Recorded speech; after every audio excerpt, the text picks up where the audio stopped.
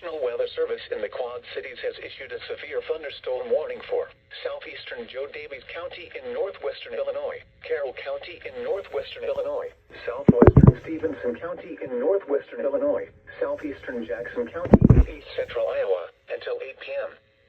At 7:15 p.m., severe thunderstorms were located along a line extending from Green Island to Ideal, moving northeast at 55 miles per hour. Hazard, 60 miles per hour wind gusts. Source, radar indicated. Impact, expects damage to roofs, siding, and trees.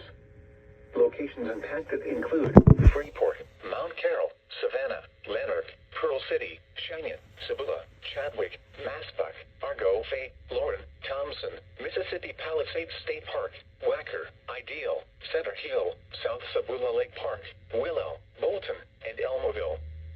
For your protection, move to an interior room on the lowest floor of a sturdy building. Torrential rainfall is occurring with these storms and may lead to flash flooding. Do not drive your vehicle through flooded roadways.